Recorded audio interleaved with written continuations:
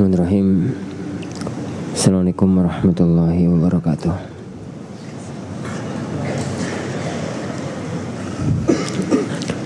Innal hamdalillah nahmaduhu wa nasta'inuhu wa nastaghfiruh wa na'udzu billahi min shururi anfusina wa sayyiati a'malina. May yahdihillahu fala mudilla lahu ومن يضلل فلا هادي له أشهد أن لا إله إلا الله وحده لا شريك له وأشهد أن محمدا عبده ورسوله صلوات ربي وسلامه عليه وعلى آله وأصحابه ومن سار على نهجه إلى يوم الدين. أما بعد. Akhwani wa akhwati fid din, azani Allah wa iyyakum. Alhamdulillah, kita lanjutkan kajian kita. Berkata Al-Imamul Qadhi Abu Syuja' Al-Asfahani dalam matan Al-Ghayah wa Taqrib, wa yajuzu lil hurri an yajma'a baina arba'i harair, dan boleh bagi orang merdeka untuk berpoligami dengan 4 wanita merdeka. Wal 'abd baina itsnain, dan seorang budak maka boleh poligami sampai 2.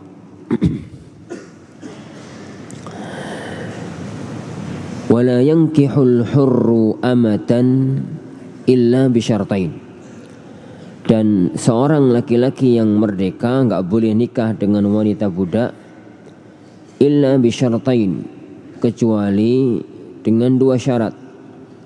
Adamu sadaqil hurrati, tidak memiliki mahar wanita merdeka.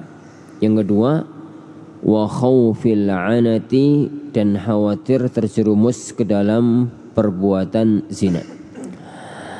Bab yang ada di hadapan kita para ikhwah adalah tentang masalah at-ta'addud, istilah yang masyhur ta'adduduz zaujat, yaitu mengumpulkan lebih dari 1 istri dalam 1 waktu. Jadi pembahasan tentang masalah menikah lebih daripada 1 itu 2 model. Model yang pertama, seorang laki-laki menikah lebih daripada 1 tapi waktunya enggak bareng, waktunya enggak bersamaan. Maka ini tanpa batas. Seandainya takdirnya itu sampai 100 wanita pun enggak apa-apa. Gimana gambarannya? Ya enggak 1 waktu. Jadi A itu laki-laki nikah gitu sama istri yang pertama, dapat 1 bulan wafat. Terus beberapa hari kemudian nikah lagi sama istri yang kedua, dapat 3 hari wafat. Terus nikah lagi, baru dapat 2 bulan mati. Gitu sampai 100 wanita. Boleh, tapi masa ini ala kullin, itu namanya menikah lebih dari 1 wanita tapi tidak dalam waktu yang bersamaan. Dan kalau dengan kondisi ini maka wanita pun boleh nikah lebih daripada 1 suami. Wanita nikah dengan seorang laki-laki, dapat 4 bulan mati suaminya. terus menjalani masa iddah, terus nikah lagi, baru dapat 2 minggu mati. Terus menjalani masa iddah lagi, baru dapat misalkan 2 pekan wafat gitu. Maka boleh-boleh aja, nggak ada masalah. Dan itu bukan maksud pembahasan yakni menikah lebih dari 1 istri. Jadi pembahasan yang ada di hadapan kita dan di kitab-kitab yang membahas masalah ini itu adalah menikah lebih dari 1 istri dalam waktu yang bersamaan. Dalam waktu yang bersamaan, sama-sama resmi jadi istrinya yang sah. Dan hukum ini berlaku hanya untuk kaum laki-laki dan tidak boleh untuk kaum perempuan. Wanita nggak boleh untuk nikah lebih dari 1 suami bersamaan dalam 1 waktu, karena akan merancaukan nasab. Berbeda dengan kalau laki-laki nikah lebih dari 1 istri, nasab nggak akan rancu. Jadi kalau ada seorang laki-laki nikah dengan yani 2 orang istri, A sama B, istri pertama A, istri kedua B, masing-masing hamil, masing-masing punya anak. Nasab anak ini jelas, anaknya A kita katakan anaknya suaminya ibunya A. Anak dari B itu jelas anak dari suaminya ibunya B. Tapi coba bayangkan kalau ada seorang wanita menikah lebih dari seorang suami dalam 1 waktu. Kemudian hamil. Lah ini bapake sopo? Bapake enggak jelas. Nanti anggaplah anak iku namanya sopo ngono ya. Bin rame-rame. Ya karena enggak jelas. Jadi bin rame-rame. Jadi bapake itu enggak jelas. Maka karena merancaukan nasab, dan salah satu di antara pembeda antara binatang dan manusia adalah nasab, maka tidak boleh hukum ini berlaku hanya untuk kaum laki-laki, tidak berlaku untuk kaum perempuan. Dan dalam masalah ini syariat sangat ketat. Insyaallah nanti kita bahas dalam fikih tentang masalah iddah. Baik. Kemudian beliau mengatakan, boleh bagi seorang laki-laki merdeka. Wanita yang manusia di zaman Rasulullah SAW itu ada 2 macam. Yang pertama orang merdeka. Yang kedua budak. Yang pertama hur. Yang kedua abd. Yang pertama orang merdeka. Orang merdeka itu orang yang yamliku nafsahu, orang yang memiliki dirinya sendiri. Dia berhak berbuat apapun yang dia inginkan tanpa harus dalam kendali penuh orang lain. Jadi status dia itu adalah orang yang memiliki dirinya sendiri, maka dia orang merdeka, meskipun amat sangat miskin papa. Orang yang sangat amat miskin, tapi dia itu tidak dimiliki oleh orang lain, maka dia itu namanya orang merdeka. Yang kedua adalah budak, al-abd, budak gitu ya. Budak itu orang yang dimiliki oleh orang lain, orang yang dimiliki oleh orang lain. Jadi status budak ini di tangan pemiliknya itu ya barang, jadi mirip-mirip binatang, mirip ya status ya. Ini orangnya tetap orang, tapi statusnya itu mirip-mirip barang. Kenapa?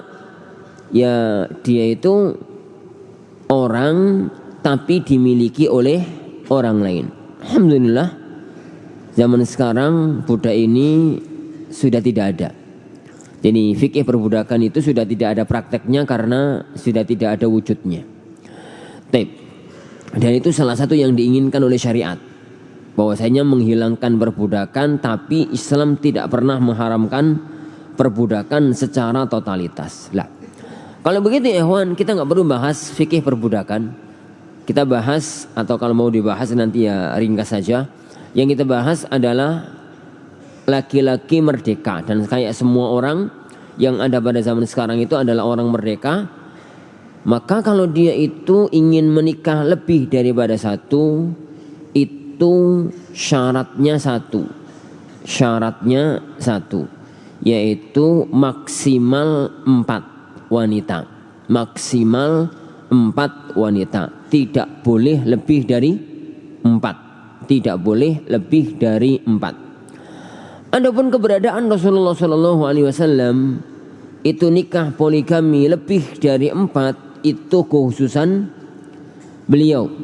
Jadi itu kekhususan beliau. Kenapa? Karena Rabbuna Jalla wa'ala berfirman, fankihu ma tabalakum minan nisa mathna wa thulatha wa ruba'. Kata para ulama tafsir, ayat ini menunjukkan bahwa menikahi wanita poligami itu maksimalnya adalah 4. Maksimalnya adalah 4. Dan itu dikuatkan oleh banyak hadis. Meskipun dalam sanadnya bermasalah, tapi kalau digabungkan menjadi sesuatu yang ada landasannya dari Rasulullah SAW. Sebagian diantaranya adalah apa yang diriwayatkan oleh Abu Dawud, Tirmidzi dan yang lainnya, bahwasanya Ghailan itu masuk Islam. Dia pada waktu masih kafir, istrinya 10. Jadi Ghailan ini tatkala dia masih beragama kafir, istrinya 10, semuanya istri sah. Semuanya istri sah. Beliau masuk Islam dan semua istrinya masuk Islam. Jadi satu keluarga besar itu, suami 1, istri 10. Itu semuanya masuk Islam. Maka Rasulullah SAW mengatakan, amsik alaika arba'an wa farik sa'irohunna. Amsik alaika arba'an, yani tahan 4, yang lain ceraikan. Maksudnya pilih di antara mereka 4, tidak harus nomor 1, 2, 3, 4. Kenapa? Karena 10-10-nya istri sah. 10-10-nya itu istri sah. Maka tatkala mereka semuanya masuk Islam, maka sang suami dalam kondisi semacam itu bisa memilih 4 di antaranya. Terserah suami. Kalau kemudian bingung milih dan takut melukai perasaan istri-istrinya, wajib hanya cuma 4. Bagaimana caranya? Humpimpa. Jadi istrinya itu suruh humpimpa. Sing menang 4, yang menang berarti dia yang jadi istri, yang lainnya nggak jadi istri, gitu ya. Kalau memang harus, tapi kalau memang sang suami itu mau milih, mau nunjuk, ya terserah dia. Karena memang itu yang dipesankan oleh Rasulullah Sallallahu Alaihi Wasallam. Dalam riwayat yang lainnya, Naufal ibn Muawiyah itu juga masih Islam, punya istri 5. Maka Rasulullah Sallallahu Alaihi Wasallam mengatakan, yang 4 tahanlah, yang 1 ceraikan. Dan beberapa hadis yang semacam itu menunjukkan bahwa maksimal seorang muslim laki-laki menikah poligami itu adalah 4, tidak boleh lebih. Para hadirin azanillahu wa iyyakum. Itu hukum tentang poligami. Hanya apakah seorang laki-laki itu perlu poligami atau enggak perlu? Itu masalah lain. Jadi kalau mau poligami maksimal 4, tidak boleh lebih daripada 4. Adapun kapan orang itu disyariatkan poligami atau tidak disyariatkan, hukum asal poligami atau apa, bahasa apa enggak? Ya wis enggak apa-apa, dikit, bentar. Para ulama kita berselisih para ikhwah tentang hukum asal pernikahan. Hukum asal pernikahan itu 1 atau atau poligami. Hukum asal pernikahan itu single, satu istri, atau istri lebih daripada satu. Sebagian para ulama mengatakan hukum asal nikah itu lebih daripada satu. Karena Allah Subhanahu wa taala mengatakan fankihu ma taba lakum minan nisa, menikahilah wanita-wanita yang kamu senangi langsung mathna 2, 3, 4. Fa in khiftum alla ta'dilu, apabila kalian takut enggak bisa adil, baru satu. Jadi satu itu hukum belakangan. Jadi hukum asal nikah itu 2, 3, 4. Kalau takut enggak bisa adil, baru satu. Sebagian orang mengatakan ya namanya hitung-hitungan ya satu dulu, baru 2, baru 3, baru 4, baru 5, dibalik. Dalam artian orang nikah hukum asalnya satu. Kalau dia merasa mampu, merasa bisa, baru disyariatkan yani untuk nikah lebih 2, 3, 4. Semacam itu. Itu kalau kita bicara hukum asal. Kalau kita bicara hukum asal. Tapi apapun kondisinya, baik kita mengatakan dengan kaidah yang pertama hukum asalnya ta'addud 2, 3 atau 4. Kalau nggak mampu baru 1. Atau dibalik, hukum asalnya 1. Kalau merasa mampu baru nambah 2, 3 atau 4. Maka itu perlu untuk dicermati beberapa hal, beberapa dhawabit yang disebutkan oleh para ulama-ulama kita. Bahwa seorang laki-laki ya akhwan, tatkala mempertimbangkan mau nikah lagi atau tidak, mau ta'addud yani atau tidak, mau poligami atau tidak, maka hal-hal yang perlu diperhatikan pertama, hendaknya dia itu yakin memiliki ba'ah. Karena tatkala Rasulullah SAW menganjurkan pemuda untuk nikah, maka beliau mengatakan, ya ma'syarasy syabab man istata'a minkumul ba'ah. Wahai para pemuda, wahai para jomblo, gitu toh. Man istata'a minkumul ba'ah, barang siapa di antara kalian yang memiliki ba'ah, falyatazawwaj, maka silakan menikah. Dan dalam pertemuan yang kemarin sudah kita bahas, orang itu kalau tidak memiliki kemampuan, hukumnya apa ya Wan? Nikah itu makruh, hukumnya terlarang. Karena itu nanti akan memadorotkan istrinya dan memadorotkan orang lain. Itu nggak boleh, itu haram. La dharar wala dirar. Jika ini fikih pada nikah pertama, maka pada nikah kedua, ketiga, keempat lebih-lebih lagi. Loh, ba'ah itu terus apa? Ba'ah itu kemampuan menikah, dan kemampuan menikah itu dua sisi. Ba'ah dalam arti jima. Ba'ah dalam arti jima. Dalam arti dia itu mampu untuk ngumpuli jima dengan dua istri lebih. Kenapa? Sebagaimana laki-laki itu punya syahwat yang perlu disalurkan, wanita itu juga punya syahwat yang perlu disalurkan. Lah, kalau laki-laki dia itu kemampuan jimanya itu hanya untuk satu wanita. Lah kemudian dia nikah sampai 3, 4. Lah ya kok mesak nih sing wedok. Mesak nih termaldorotkan, yang perempuan itu termaldorotkan. Dia nikah itu tujuannya adalah untuk mengendalikan syahwat. Dia nikah itu mau dinikahi tujuannya adalah salah satunya adalah untuk agar syahwatnya terkendali, ifahnya terjaga. Tapi kemudian ternyata enggak sama sekali. Yang tidak sama sekali. Antum insyaallah nanti kita bahas dalam fikih ila.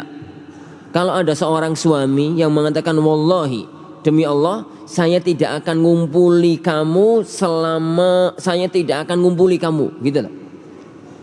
Kalau seorang laki-laki sumpah tidak akan ngumpuli istrinya, itu dikasih waktu oleh Allah Subhanahu wa taala 4 bulan.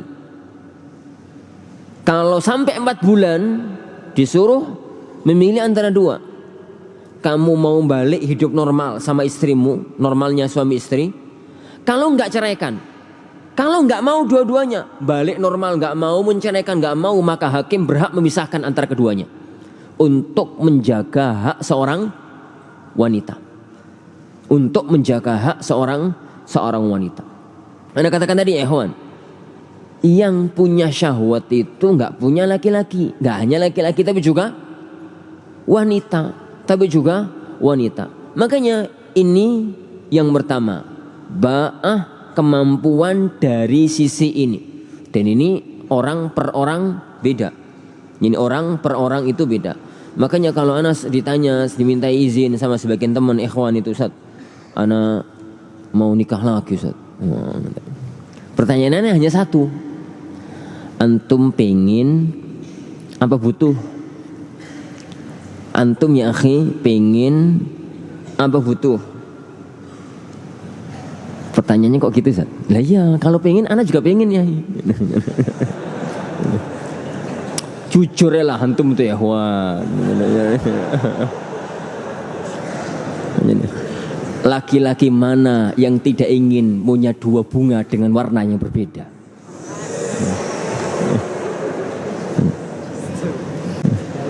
Laki-laki mana yang tidak menginginkan dua buah dengan rasa manis yang berbeda? Ini manis, itu manis, tapi rasanya beda. Ini mangga, ini jeruk, ini melati, itu mawar. Bicara pengen, semua orang pengen. Kalau ada laki-laki, aku gak kepingin poligami, kadzab. Semua laki-laki pengen. Pertanyaannya itu adalah butuh apa tidak? Antum itu sekedar pengen apa butuh? Nek butuh, sta'in billah. Ini, tapi kalau sekedar pingin, semua orang juga pingin. Itu yang pertama. Jadi mempunyai kemampuan ba'ah. Prediksinya bisa untuk menjaga iffah dan syahwat dari semua istrinya. Itu yang pertama. Yang kedua, mempunyai kemampuan ba'ah dari sisi nafkah. Dari sisi nafkah. Mempunyai kemampuan ba'ah dari sisi nafkah. Kenapa? Ya karena seorang suami itu wajib ngasih nafkah kepada istri-istrinya. Yang kata Rasulullah SAW, kafa lil mar'i itsman an yudhayyi'a man yakut. Cukup orang itu dianggap pendosa. Hadis ini maknanya adalah seandainya dia itu tidak punya dosa apapun kecuali ikito, cukup dianggap sebagai seorang pendosa. Yani kafa bil mar'i itsman, cukup orang itu dianggap berdosa. Maknanya, Anda katakan tadi, seandainya orang ini nggak punya dosa lain, maka kalau dia punya dosa ini cukup dia dianggap sebagai seorang pendosa. Apa kata Rasulullah SAW? An yudhayyi'a man yakut. Dia itu melantarkan orang yang mestinya dia bertanggung jawab atas nafkahnya, istri dan anak-anaknya. Kalau punya istri satu, mana ya kawan, punya istri satu, anaknya 10. Lah nambah lah 20. Nah, terus istrinya 4. Yo nak mana-mana bawa bis. Lah kan berarti 40 tambah 4 tambah 1 45, persis satu bis. Armada sakti nggak muat. Jadi finansial itu perlu dicermati, finansial itu perlu diperhatikan. Jangan, kan rizki di tangan Allah, Ustaz. Iya, rizki di tangan Allah, tapi kita carinya perlu mencari dan ada perhitungan. Ada perhitungan untuk melakukan itu. Makanya ada bahasa hadis tadi, man istata'a minkumul ba'ata falyatazawwaj. Kalau kamu mampu ba'ah silahkan nikah. Kan ada kata-kata faman lam yastati'. Kalau kamu enggak mampu, berarti ada orang yang tidak mampu ba'ah. Enggak mampu ba'ah dari sisi jima, enggak mampu ba'ah dari sisi finansial. Ada orang yang enggak mampu posisi, puasa dulu, falyasum, maka hendaknya dia itu berpuasa. Ada orang yang tidak mampu melakukan hal yang semacam itu. Ini perlu diperhatikan. Ini perlu diperhatikan. Karena kadang-kadang itu ada yang aneh-aneh dalam kasus-kasus semacam ini. Yang ketiga, yang perlu diperhatikan juga dalam masalah ini adalah seorang laki-laki itu hendaknya mampu bersikap adil.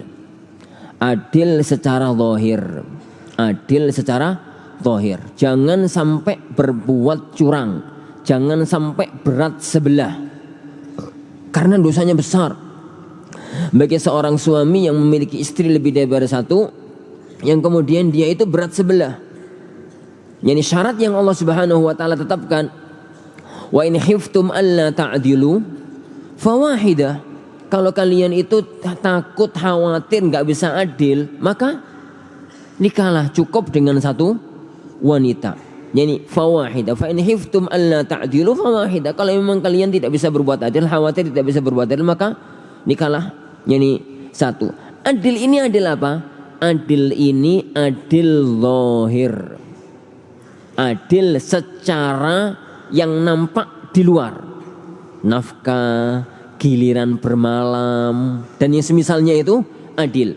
Adapun cinta dan perkara-perkara batin, kasih sayang, tidak ada seorang pun yang mampu membagi cinta 50-50. Tidak ada seorang pun orang yang mampu membagi cinta, yakni persis dengan semua istrinya.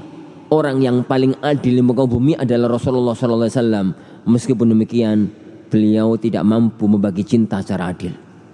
Beliau lebih nampak mencintai ibunda Aisyah radhiyallahu anha dibandingkan dengan istri Rasulullah yang lain. Yani saking nampaknya, saking nggak bisanya Rasulullah SAW membagi cinta ini sampai kelihatan oleh istri-istri yang lain, sampai ketahuan oleh para sahabatnya, sampai ketahuan oleh yani para sahabat. Dan kisah-kisah tentang masalah itu panjang.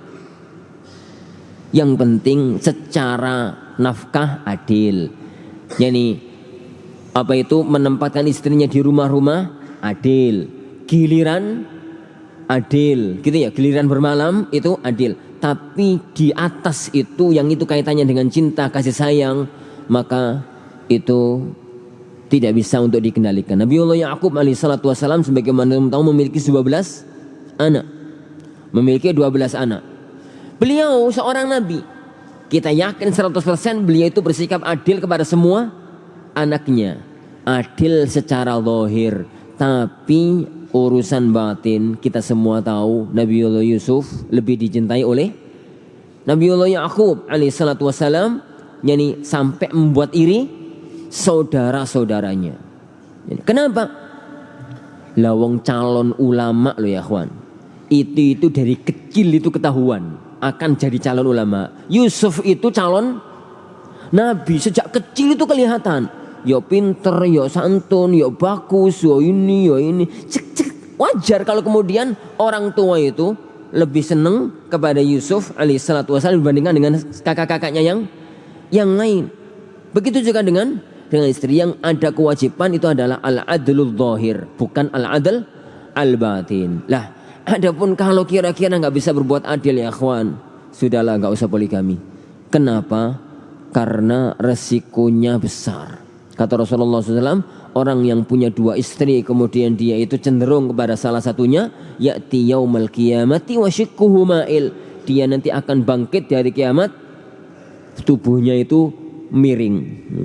Kenapa? Dulu dunia itu berat sebelah. Nanti dilihat aja ya kawan, kalau kemudian ada seorang yani laki-laki bangkit di alam barzah, di padang mahsyar, kemudian ada yang miring-miring gitu. Dulu ini poligami kak beres ini. Ala kulin. Taib. Yang ketiga, yang keempat. Ini ana tambahkan ya kawan. Seorang laki-laki yang masuk dunia poligami hendaknya seorang laki-laki yang kuat mental, kuat perasaan, rajulun hazim, orang yang kuat, tegas, yani kokoh di dalam pendirian dan prinsip. Jangan mudah terombang-ambing sana sini. Kalau enggak, antum bakal jadi bulan-bulanan. Ini malah seorang yang mampu untuk mengendalikan istrinya, bukan dikendalikan oleh istrinya. Seseorang yang mampu yani untuk mengendalikan, mendamaikan, ngompromikan antara semua istri-istrinya.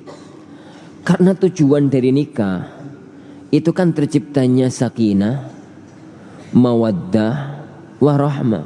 Nikah pertama tujuannya itu. Nikah kedua tujuannya itu. Nikah ketiga tujuannya juga itu. Nikah keempat tujuannya juga itu. Jangan sampai kemudian ya ikhwan, nikah pertama muncul sakinah, mawaddah, warahmah. Nikah kedua yang muncul perang paregrek.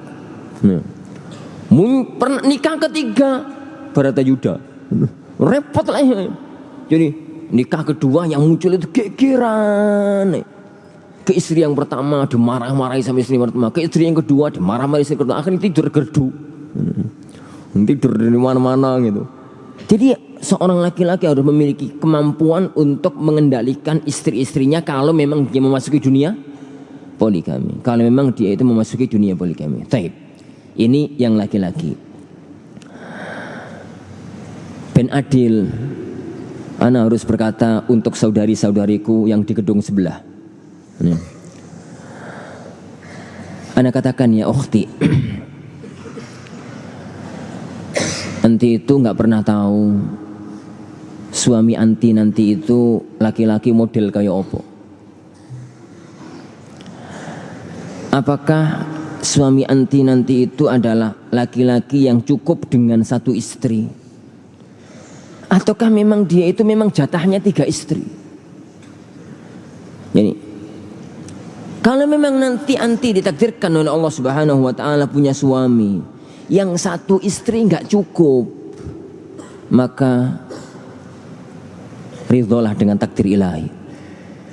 Kasihan suami anti. Cobalah bayangkan, syahwat itu mirip-mirip syahwat jima, itu mirip-mirip syahwat makan dan minum. Kalau ada orang ya kawan, itu minum 1 gelas ini cukup puas gitu. Ada bahkan kadang-kadang setengah gelas sudah selesai minum. Tapi kan ada tuh orang itu minum 1 gelas nggak cukup, nambah, nggak cukup. Nah setiap minum itu 3 gelas. Lah kalau orang semacam itu dipaksa minum 1 gelas, kuru mati. Ada orang itu makan setengah piring kenyang.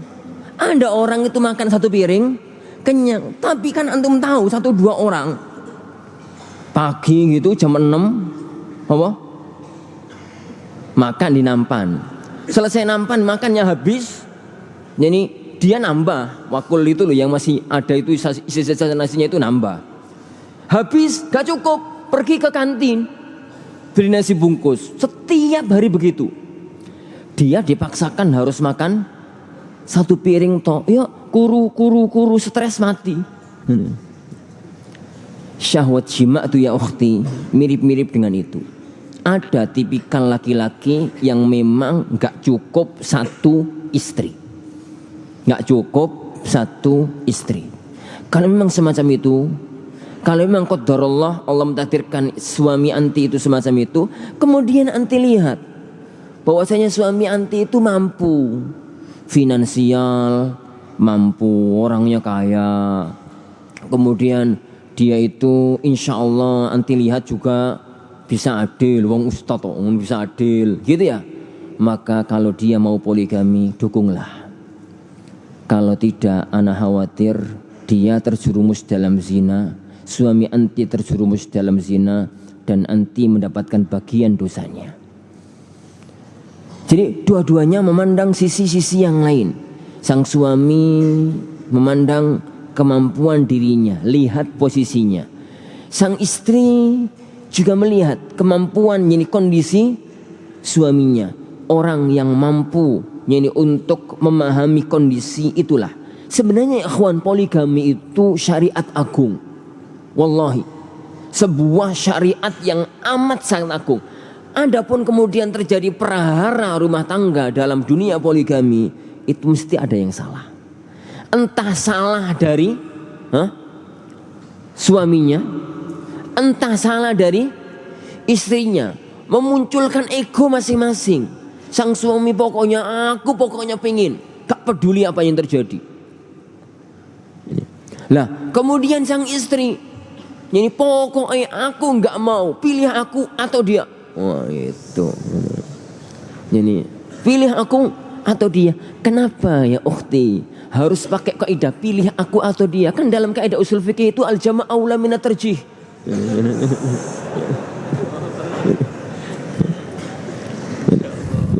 Al jama' kaidah usul fikihnya kan al jama' aula min tarjih. Yani menggabungkan itu lebih utama daripada yani memilih daripada memilih. Allahu a'lam. Baik. Yang berikutnya beliau mengatakan wal 'abd bainal itsnain. Adapun kalau ini seorang budak maka boleh nikah sampai 2, enggak boleh lebih daripada 2. Adapun ucapan beliau wala yankihul hurru amatan illa bi syartain. Dan tidak boleh yani seorang laki-laki merdeka nikah wanita budak kecuali dengan 2 syarat. Kecuali dengan 2 syarat. Kenapa ya akhwan enggak boleh? Firman Allah Subhanahu wa taala, "Wa man lam yastati minkum tawlan ay yankihal muhsanatil mu'minati famimma malakat aymanukum min fatayatikumul mu'minat." Kalau kalian benar-benar enggak mampu untuk nikah dengan laki-laki wanita merdeka, baru silahkan nikah dengan wanita budak. Para ulama kita mengatakan tidak boleh seorang laki-laki merdeka nikah dengan wanita budak. Kenapa? Nanti anaknya ikut ibunya. Jadi dalam masalah merdeka atau budak, anak itu ikut ibu. Anak itu ikut ibu. Jadi kalau seorang laki-laki merdeka nikah dengan wanita budak, anaknya nanti jadi budak. Budak dari pemilik sang ibu. Jadi anak itu menjadi budak dari pemilik sang ibu. Makanya dilarang oleh syariat. Karena Islam tidak menginginkan memperluas, yani semakin meluas perbudakan yang ada. Kecuali kalau terpaksa. Dan itu boleh dengan 2 syarat. Dan itu boleh dengan dua syarat. Yang pertama, adamu sadaqil hurrah. Kalau tidak memiliki uang untuk membayar maharnya wanita merdeka. Kalau nggak bisa bayar mahal, nggak bisa bayar mahar, kan nggak bisa nikah. Bismillah.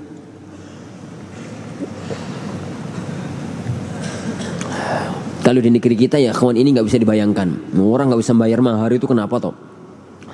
Kalau di negeri Jaziratul Arab memang sejak zaman dahulu kala mahar itu mahal. Untuk ukuran kita, meskipun untuk ukuran mereka itu sudah dianggap lumrah. Para ulama kita dalam kitab-kitab fikih atau dalam kitab-kitab hadis kalau menyebutkan masalah mahar, mereka itu kan selalu mengatakan dianjurkan bagi wanita untuk yani minta mahar yang murah, yaitu dengan meniru maharnya istri-istrinya Rasulullah SAW. Wong istri-istrinya Rasulullah aja maharnya murah kok. Berapa rata-rata istrinya Rasulullah kalau pada waktu Rasulullah ngasih mahar? Isna asyara uqiyah wa nash. 12 uqiyah separuh, 12 setengah uqiyah. 1 uqiyah itu 40 dirham. 12 kali 40 480 tambah 20 500 dirham. 500 dirham kalau kita jadikan ke dinar dibagi 12. Berapa? Enggak bawa HP ana. 500 dibagi 12. 500 dibagi 10 itu 50. Berarti 500 bagi 2 kira-kira ya 45. Anggaplah 45 wes ngitungan bengamang. 45. 45 gram. Ini 45 dinar. Kan ya? 1 dinar 4/4. 1 dinar 4/4 gram emas murni. Berarti 45 kali 4. Segitu aja. Berapa? 45 kali 4 160 180. 180 gram kali 1 juta. 180 juta. Murah tuh Jadi kalau mau jadi nikah mbak, ya ukhti, murah-murah aja, 180 juta aja. Wallahi ini mahar ini dia sama anak-anak Al-Furqan, kak nikah kak paten. Ala kulli Allah wa yakum. Jadi makanya mereka itu ada fikih ini, kalau nggak mampu bayar mahar wanita merdeka 180 juta yang paling murah itu. Standar mahar di Saudi sekarang itu 80 ribu rial. 1 rialnya 4 ribu, berarti 240 juta. 240 juta. Nah, lumayan ya. Adapun Jawa ya seperangkat alat sholat dengan mahar sandal jepit ngono ada masalah. Yang kedua ya ikhwan, khauful anat, khawatir terjerumus dalam perbuatan zina. Kalau nggak nikah, mau nikah dengan wanita merdeka nggak kuat mahari. Kalau nggak nikah terjerumus dalam zina. Dalam kondisi itu maka khauful dhararain adalah menikah dengan wanita budak saja nggak apa-apa, karena mahar wanita budak jauh di bawah wanita yang merdeka. Tapi pembahasan tentang fikih ini hampir nggak ada di negeri kita. Kenapa? Ya maharnya murah, itu yang pertama. Yang kedua, budak juga sudah tidak